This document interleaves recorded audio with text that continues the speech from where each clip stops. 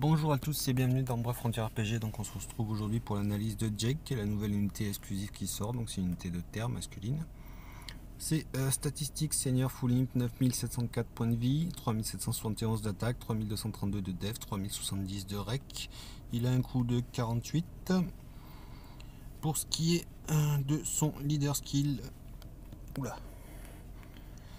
il va augmenter les points de vie de 40%, augmenter l'attaque en fonction des points de vie restants à hauteur de 100% au maximum, augmenter les dégâts critiques de 150% et les dégâts contre les ennemis en désaltération de 100%, et il va aussi augmenter l'attaque bébé de 250%.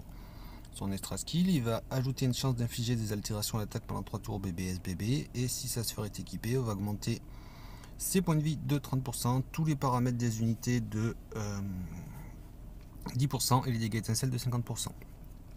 Donc les statistiques, rien à dire, une unité qui est clairement offensive. Pour ce qui est ensuite de son leader skill, il est plutôt intéressant, leader skill offensif, attention, pas une unité à prendre quand on veut de la survie, mais qui peut être bien. Il y a juste le côté des ennemis en désaltération qui me dérange un peu.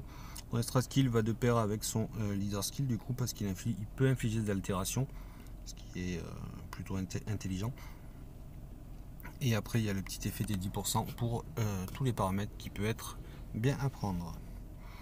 Son Bref Burst, 35 attaques de terre sur tous les ennemis, il va augmenter les dégâts critiques de 75%, l'attaque de 150% et les dégâts contre les ennemis ayant des altérations de 160% pendant 3 tours.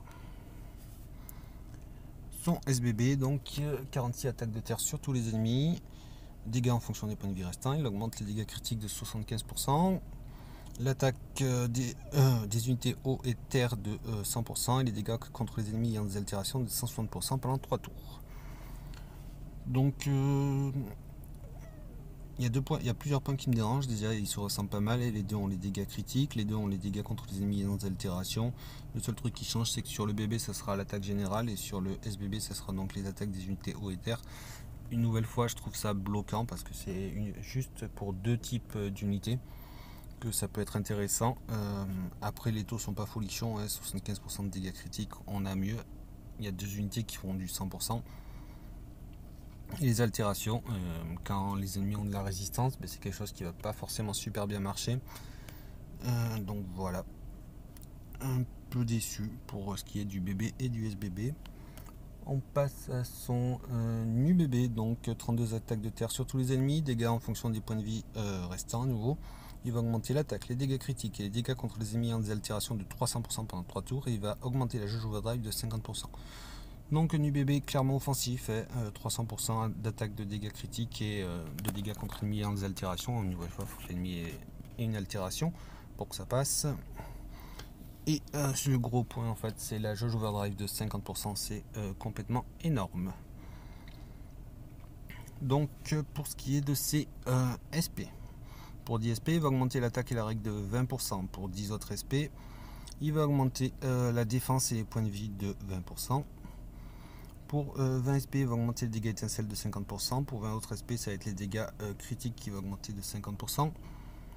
Pour 20 autres SP, il va améliorer l'effet d'augmentation des dégâts en fonction des points de vie restants du SBB de 2% par un point de vie restant, ce qui fait 200% full life. Le problème, c'est qu'on ne sait pas combien est la base, donc j'espère que l'info tombera. Pour 20 autres SP, il va ajouter un effet d'augmentation de chance de coup critique de 60% pendant 3 tours au BB SBB.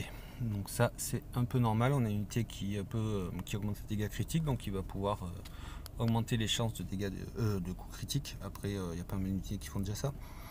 Pour 30 SP, il va améliorer l'effet d'augmentation de l'attaque pour les unités eau et terre du SBB de 20%. Donc on retrouve les taux qu'on a sur les unités qui sortent en ce moment, Lyonnais et tout. 120%. Attention, c'est que l'attaque. C'est le point qui me dérange aussi, c'est qu'il y a certaines unités qui font attaque et défense. Lui, il fait que l'attaque. Pour 30 SP, il va ajouter un effet d'annulation des dégâts critiques pendant un tour au BBSBB. Alors je sais pas ce que ça va me faire là ici, mais bon, ça y est. Pour 30 autres SP, il va ajouter un effet d'augmentation de l'attaque BB de 420% pendant 3 tours au BBSBB UBB, ce qui lui rajoute du coup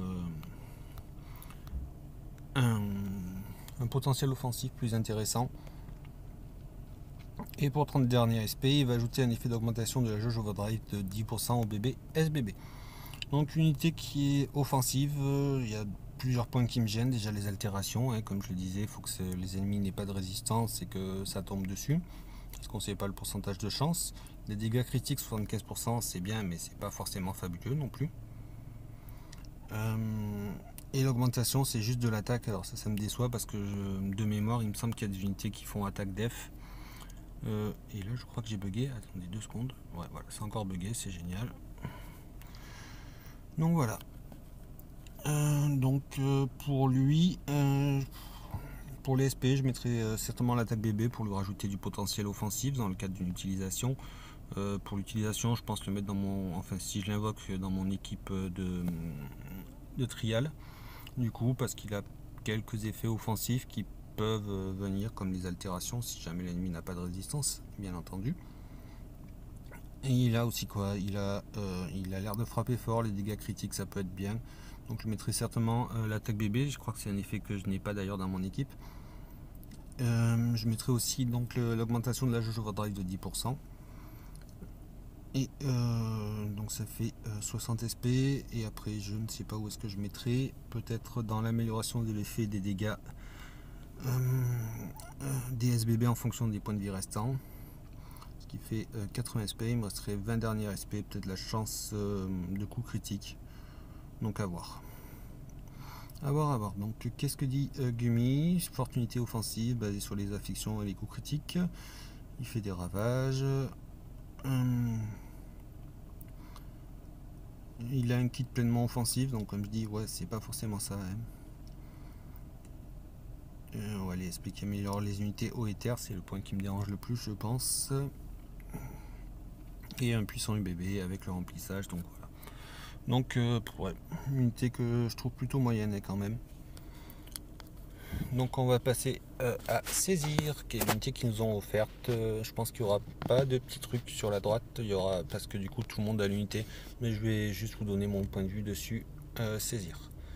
Alors, hop. Donc les statistiques de saisir sont plutôt moyennes, voire bonnes, une unité plutôt défensive. Ça lui fait, donc, si je fais le calcul, 9282 en points de vie. 3454 en attaque, 3694 en défense et 3041 en rec. Le coup de 48. Donc pour soigner la skill, il va augmenter les points de vie et la défense, les dégâts étincelles de 120%, elle va avoir une chance d'ajouter un effet d'inner def à l'attaque à hauteur de 20% de chance et elle va lui annuler les effets d'inner défense. L'extra skill va augmenter l'attaque et la défense de 20%. Si chapeau de matelot des terres désolées est équipée, elle va ajouter une augmentation des dégâts étincelles de 130% au bébé SBB. Donc un leader skill défensif offensif, c'est entre les deux. C'est pas vraiment ce que j'utiliserais. Le petit côté offensif peut être intéressant, mais le côté défensif derrière, pourquoi pas. À voir si ça peut servir. Honnêtement, je vois pas trop parce que dans les défis difficiles, on va chercher donc forcément de la stat, mais aussi du remplissage et de la réduction de dégâts. Elle, d'accord, elle a les stats, mais elle a rien derrière, quoi. Elle a pas de remplissage et pas de réduction de dégâts. Si peut-être les effets Nordef, mais c'est pas ce qui est le plus utile. Pour les strat skills, attaque et def ça peut aller, mais les dégâts étincelles, 130%, c'est un joli taux. Ouais. C'est pas ce qu'il y a de mieux, mais c'est un taux honorable, mais c'est pas fabuleux non plus. Son bébé, donc 26 attaques d'eau sur tous les ennemis, elle va augmenter la def pendant 3 tours et l'attaque en fonction de la def hauteur de 70% pendant 3 tours. Donc ça c'est cohérent, elle augmente la def et elle convertit justement la def qu'elle a augmentée en attaque.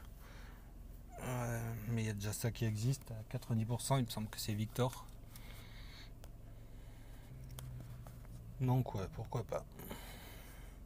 Son SBB, donc 29 attaques d'eau sur tous les ennemis, elle va augmenter la défense, donc 150% la défense, comme le bébé. Elle va augmenter la def des unités eau et lumière de 100% pendant 3 tours et l'attaque en fonction de la def à hauteur de 70%. Donc c'est un copier-coller du bébé avec juste l'effet d'augmentation de la def pour les unités eau et lumière 100%, à savoir qu'il y a des unités qui font attaque et def à des taux de 120%.